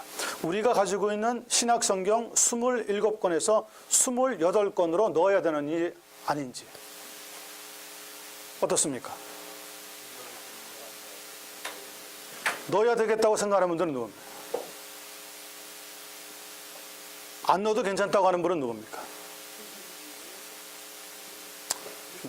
넣어도 좋고 안 넣어도 좋다 그냥. 분실되는 걸 후서에다 다 적혀서 분실되는 걸 바울이 알았으니까. 알았을 수도 있겠죠. 알았을 수도 있겠죠. 그러나 그 문제보다도 바울이 알았다 아니다가 아니라 처음에는 쓰여져서 보냈는데 다 읽고 그 당시에는 이 편지들이 서신서들이 회람용이거든요. 그러니까 한 교회에서 읽고 다른 교회에다가도 보내준 거죠. 왜냐하면 똑같은 문제들을 만날 수 있었기 때문에. 그런데 다른 교회로 회람하기 위해서 보내는 과정에 분실되고 말았다고요. 사도 바울이 그러니까 고린도 교회에다가는 한 번, 두 번, 세 번 편지를 썼는데 그중에 두 번째 게 잊어버려지고 지금 우리가 가지고 있는 고린도후서라고 하는 것은 두 번째 편지가 아니라 사실은 세 번째 편지였다는 얘기죠. 자, 그런데 하나님의 은혜로 혹시나 고린도 두 번째 보낸 편지, 분실됐다고 하는 편지가 발견된다면 우리가 가지고 있는 27권 플러스 한 권으로 해서 28권으로 해도 좋은지 아닌지의 문제인 거죠. 넣어야 될 것 같죠. 그거 사도 바울이 썼는데 말이죠. 그죠? 사도적인 권위가 있는데 잃어버려진 거지 다시 찾는다면 당연히 넣어야 되지 않느냐 이런 생각이 들겠지만 들어갈 수 없다는 것이 우리 개신교, 특별히 우리 개혁주의 입장입니다. 왜냐? 성경의 정경 문제 때문에 그런 거죠. 성경의 정경이라는 것은 우리가 가지고 있는 구약성경 39권과 신약성경 27권 외에는 다른 어떤 것도 사도 바울이 아니라 사도 베드로가 썼어도 들어오면 안 된다는 거죠. 왜냐하면 하나님의 계시는 정결되어지고 66권으로 온전히 편집된 것은 성령의 역사라는 거예요. 그러므로 27권 외에 다른 어떤 편지가 또 권위적인 편지가 발견이 되어도 그냥 권위 있는 것으로 읽고 참고하는 것은 좋지만 성경에 들어오면 안 된다는 겁니다. 이것은 마치 무엇과 같으냐면 새로운 계시가 지금 이 시대에도 있어가지고 하나님의 말씀 외에 새로 오는 계시를 보고 그 말씀을 순종하고 따라가야 된다고 주장하고 있는 일부 극단적인 이단들의 의견과 같이 맞불려 버립니다. 안 됩니다. 절대로 하면 안 됩니다. 그래서 성경의 정경 문제를 여러분 확실히 하셔야 됩니다. 27권 외에는 다른 것은 들어올 수 없다. 계시는 종결되었다. 이렇게 분명히 가지고 계셔야 그 다음에 고린도 교회에서 등장하고 있는 은사의 문제를 다룰 수가 있습니다. 자, 건너가 보겠습니다. 그 외에도 아마 많은 여러 편지들이 쓰여지고 회람용으로 돌려졌겠지만은 잃어버린 여러 편지들이 많이 있었을 거로 우리가 추측하고 있습니다. 자, 내용 분해를 보면은 1장 1절에서 9절까지는 인사고요. 그 다음에 나와 있는 여러 가지 문제들에 대한 답변이 가장 중요한 7장 1절에서 16장 9절까지 쭉 결혼, 처녀, 우상의 제물, 예배의 문제, 신령한 은사 문제, 육체의 부활, 연보의 문제를 끝나고 나서 16장 10절에서 24절 마지막 부분에 인사를 하면서 끝나고 있습니다. 자, 그러면 고린도 전서에 나타나고 있는 각 장의 중요한 내용들을 몇 가지 살펴보겠습니다. 1장 분쟁의 문제가 나오고 있습니다. 여기서 바울파, 아볼로파, 게바파, 그리스도파 등 교회 내에 4개의 파벌이 있었음을 보여주고 있습니다. 이 일을 해결할 수 있는 유일한 길, 그것은 17절, 18절에 나와 있는데 무엇의 도를 전함에 있습니까? 십자가의 도, 십자가.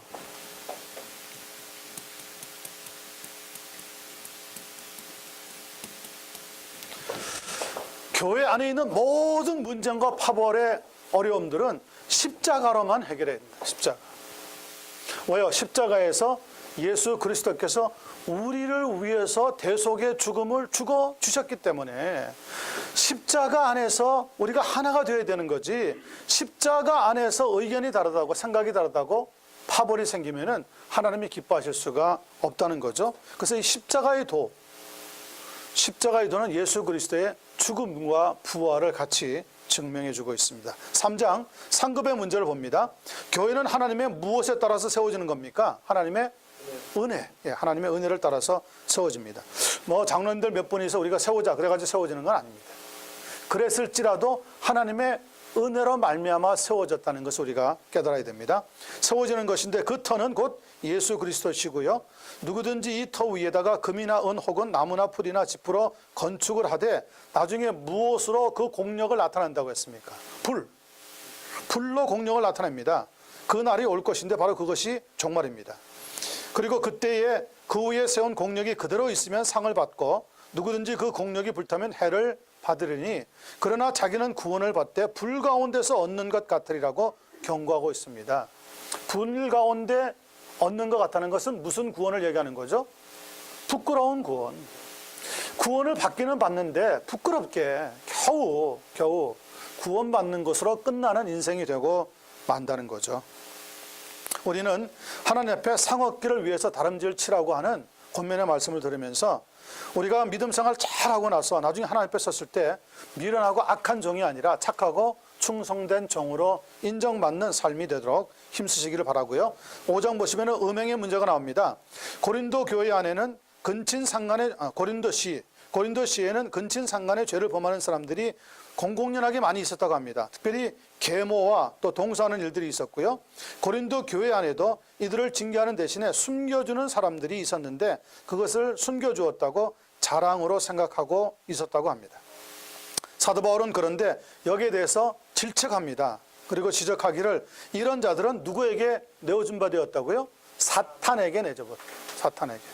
사탄에게 내어준 바 되었으니 공식적으로 교회에서 제명하라고 지시했습니다. 그 목적은 무엇입니까? 두 가지입니다. 교회 내에 퍼지는 것을 막고 무엇을 보존하려는 겁니까? 순결을 보존하려는 겁니다. 교회의 징계 문제는 첫 번째는 교회의 순결 때문에 그렇게 해야 한다는 것이죠. 두 번째는요, 죄를 범한 사람들에게 뭘 할 수 있는 기회를 주기 위한 겁니까? 회개할 수 있는 기회를 주는 겁니다.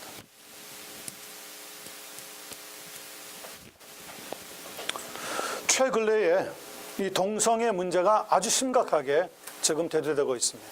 벌써 15개 주가 통과되었습니다. 아마 50개 주 통과되는 거 5년에서 7년 바라본다는데요. 동성애 지금 주장하고 있는 사람들은. 그러면 이제 곧 아마 2010년쯤 되면 아마 미국의 50개 주가 거의 다 동성애를 통과시킬 수밖에 없을 겁니다.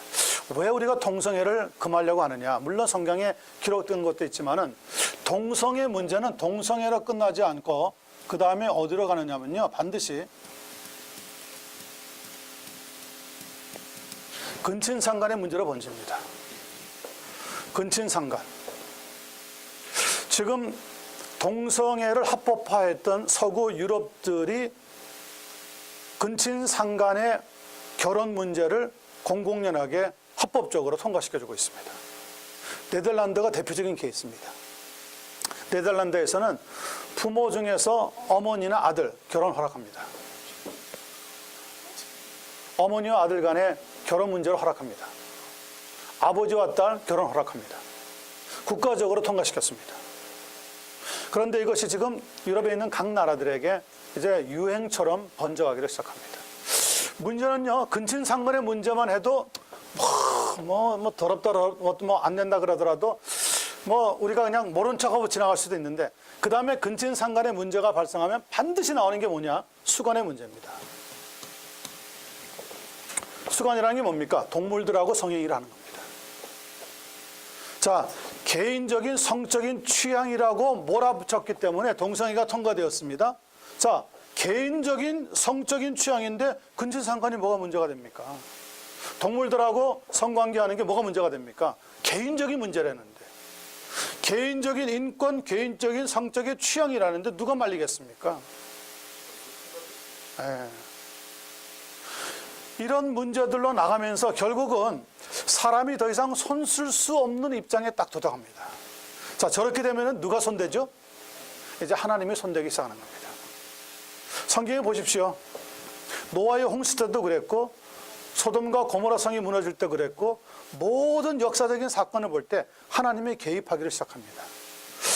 동성애 문제 지금 통과됐다고 뭐 기독교인들이 막 서명을 해가지고 반대한다, 발의안 올리고 뭐 각주마다 난리인데 저는 안 된다고 봅니다. 왜냐하면 역사적으로 볼 때 동성애를 지지한 때가 지금만이 아니거든요. 동성애 제재를 아예 허용해가지고 계속 수백 년간 내려갔습니다. 우리가 말린다고 되는 문제 아닙니다. 이거는 트렌드입니다. 흘러가는 흐름이에요. 우리의 입장으로 물론 반대해야죠. 잘못됐다고 지적도 해야 되죠. 그러나 누가 개입해야지만 문제가 끝나느냐면요, 하나님이 개입해야지만 문제가 끝납니다. 그동안에 인류는 혹독한 심판을 경험할 수밖에 없죠. 지금 술 허용하기 시작했습니다. 교회들도 허용합니다. 지금 젊은이들을 잡기 위해서요, 교회에서 맥주를 허용합니다. 그렇죠. 네. 맥주 마시면서 성경 공부하자, 젊은이들이 오라. 하도 교회에 지금 젊은이들이 안 오니까 젊은이들을 끌어들이기 위한 전략으로 지금 교회가 술을 허용합니다. 담배를 피우면서 성경 공부하는 그룹도 생겼답니다. 자, 이런 것들이 지금 점점점 미국 교회에 확산되기 시작하는데 이것도 아마 막을 사람이 없을 겁니다. 결국 하나님이 미국의 Great Awakening 같은 대각성 운동을 일으켜서 우리의 정신이 깨어지고 심령이 깨어지게 하시기 전까지는 이 문제에 손댈 사람이 없습니다. 1차 대각성이 일어날 때 미국 사회가 얼마나 술 문화로 여러분 타락했었는지 아세요? 그런데 하나님이 1차 대각성 운동을 딱 일으키니까 술 마시는 사람들이 술을 끊기를 시작하는 거죠. 하나님이 개입하지 않으면 문제가 해결이 안 됩니다. 오늘 교회에서 별의별 방법으로 사람들 끌어모으고 사람들 나가지 않도록 붙잡으려고 노력하지만 그 시도는 무의미합니다. 제일 좋은 것은 교회는 하나님 말씀 붙잡고 하나님 앞에 기도하는 것밖에 없습니다. 그런데 점점 기도는 안 하잖아요. 요즘은 기도하러 모이자 그러면 안 나옵니다. 옛날에 철야 기도도 있었죠. 지금 미주 안에 있는 한인 교회들 가운데 저 철야 기도해야 한다는 교회 그건 못 들어봤습니다. 그런 거 안 해도 사니까요. 그런데 지금이야말로 기도할 때입니다. 지금이야말로 하나님 앞에 무릎 꿇을 때입니다. 미국이 지금 여러분 무너지고 있는 거 안 보입니까? 그러면 미국에 살 길이 뭡니까? 하나님 앞에 무릎 꿇는 것밖에는 방법이 없습니다. 뭐 인공위성이 이 달나라 화성 이런 걸 지나가지고 다른 우주에 지구 비슷한 것이 있다고 행성을 찾아낸다고 하더라도 그것 때문에 우리의 군의 문제가 바뀌는 건 아닙니다. 하나님 앞에 무릎 꿇는 가장 원시적이고 가장 기본적인 것이지만은 우리가 생각하는 back to the basic, 다시 기초로 돌아가지 않으면 안 됩니다. 안 됩니다. 지금 교회에 기도 일꾼이 필요할 때입니다. 지금 기도하지 않으면 우리 앞으로 평생 10년, 20년 뒤에 후회할 겁니다. 미주 교회들은 이렇게 흘러가고 있는데 한인 교회들도 마찬가지입니다. 점점점 기도하는 사람들이 줄어들고 있습니다. 무슨 연예인들 와서 큰 집회해야지만 모입니다. 안 옵니다. 말씀 안 배우려고 그러고요. 기도하려고 하지 않습니다. 그리고 어느새 우리가 아주 이 안락한 소파에 앉아가지고 예배 드리는 게 습관이 되었기 때문에 바닥에 내려가서 기도한다? 생각을 못 합니다. 바닥에 내려가서 30분 기도해 보십시오, 여러분. 무릎이 아파서 기도 못 합니다. 어느새 우리의 기도가 세상화, 세속화 되어 버렸다니까. 예전에 그렇게 하나님 앞에 막 무릎 꿇고 기도하던 그 뜨거운 순수함은 사라져 버렸어요. 저는 이런 성경 공부를 하면서도 늘 우리 성도님들에게 이야기하는 게 그겁니다. 여러분, 성경 공부 잘 하시기를 바랍니다. 그러나 성경 공부 잘하는 것만큼 그 시간만큼 또 기도해야 됩니다. 1시간 성경 공부 잘 해가지고 머리를 어느 정도 키웠으면 그 다음에 기도해서 가슴을 키워야 됩니다. 가슴. 그런데 머리에서 요 가슴까지가 제 이렇게 한 뼘 정도밖에 안 되는데 여기서 여기 내려오는데 여러분 수년씩 걸리는 사람들이 있습니다. 그리고 여기에서 가슴에서 머물고 있던 뜨거움이 무릎으로 내려와서 무릎 꿇는 시간이 또 한참 걸립니다. 이런 역사들이 빨리 조절이 되어서 하나님의 은혜를 좀 경험할 수 있는 놀라운 일들로 영적인 각성이 다시 한번 일어나는 기간이 있었으면 좋겠습니다. 자, 6장 봅니다. 소송의 문제. 예수 그리스도를 믿는 성도들이 하나님을 두려워하지 않는 이방 법정에서 그들의 문제를 해결하려고 하는 것은 마땅한 일이 아니라는 겁니다. 현대 교회들은 법정으로 가자고 하는 소송 문제가 너무너무 많습니다. 왜 그렇습니까? 우리 가운데 성령을 두려워하고 하나님을 두려워하는 사람들이 없기 때문에 그렇습니다. 세상이 법정을 빌려서라도 자기네들의 어떤 목적을 달성하려고 하는 사람들이 자꾸 생겨나기 때문에 그렇습니다. 그것은 마치 음행하는 자, 우상 숭배하는 자, 간음하는 자, 탐색하는 자, 남색하는 자, 도적이나 탐욕을 부리는 자, 술 취하는 자, 모욕하는 자, 속여 빼앗는 자들이 어떤 나라를 유업으로 받을 수 없는 것과 같은 죄라고 했습니까? 하나님의 나라, 하나님의 나라.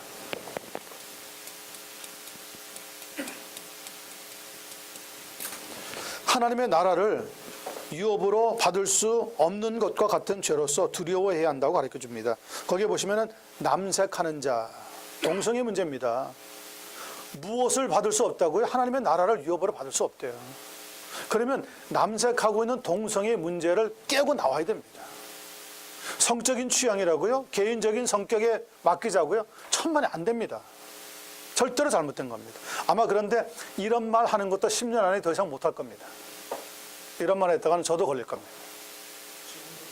지금도 그럴 겁니다. 지금도. 이런 사회에 우리가 살고 있기 때문에 미국은 사실 신앙의 자유가 있는 것 같으면서도 신앙의 자유가 없습니다. 사우스 캐롤라이나는요, 공립학교에서 기도하면 불법입니다. 벌써 법으로 통과돼 버렸습니다. 말이 됩니까?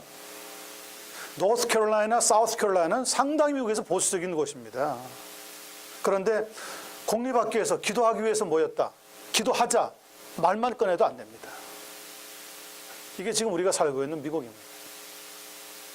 더 이상 이대로 내버려 둘 수 없는 겁니다. 우리 한인교회가 성장하는 것만 놓고 기도할 그런 자세가 아닙니다.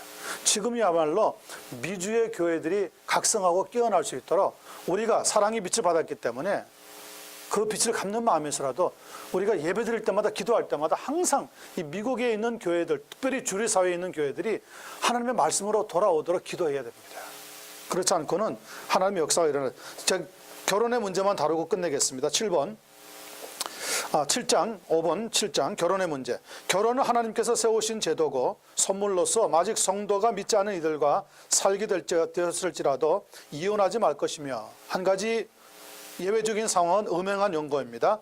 혹 믿지 않는 이가 갈라서려고 한다면 이혼할 수도 있다고 했습니다. 그러나 재혼을 하더라도 아내나 남편 중 한쪽이 죽으면 자유할 수 있지만은 어디 안에서만 하라고 했습니까? 주 안에서만 할 것이다. 다시 말하면 믿는 사람들 간의 결혼이 이루어져야 된다는 것을 가르쳐주고 있습니다. 어떤 이들은 나는 모든 사람이 나와 같기를 원한다. 혹은 7절에 나와 있는 말씀이죠. 혹은 나와 같이 그냥 지내는 것이 좋다는 구절을 넣고 사도 바울이 평생 결혼하지 않고 독신으로 살았다고 주장합니다. 특별히 로마 캐톨릭에서 그렇습니다. 그래서 독신의 은사라는 것을 만들어 놨습니다. 특별히 사제가 되는 사람은 반드시 결혼하지 말고 독신으로 있어야지만 교회에 유익함을 끼칠 수 있다고 주장합니다. 그 주장은 받아들이기 어렵습니다.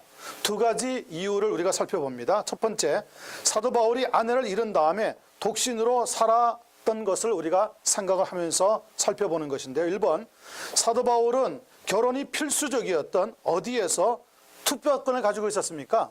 사내들이요.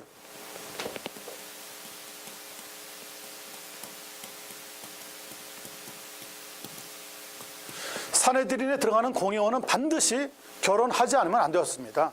바울은 사내들인 공회의 일원이었고요. 또 바리새인이었습니다. 그러므로 당연히 결혼했다고 우리는 생각할 수밖에 없습니다. 특별히 고린도전서 7장을 보면 7장 자체의 설명은 결혼을 경험하지 않은 사람은 줄 수 없는 내용들로 가득 차 있습니다. 그러면 사도 바울이 나와 같이 그냥 혼자 있기를 원한다는 말씀은 어떻게 이해됩니까? 자기의 부인이 세상을 떠나고 나서 더 이상 결혼하지 않고 혼자 살았다고 봐야 되는 거죠. 그렇지 않고 바울의 예를 자꾸 들어가지고 독신의 은사 운운하는 것은 사실은 비성경적입니다.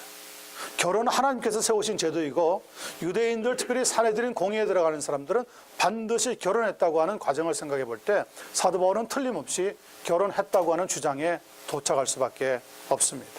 그리고 결혼했기 때문에 성령께서 감동하실 때 결혼 제도에 대해서 누구보다도 해박한 지식을 가지고 고린도전서 7장을 기록했다고 받아들여집니다. 거기까지만 하고 우리가 다음에 오셔서 8장에 대해서 다루도록 그렇게 하겠습니다. 기도합니다. 하나님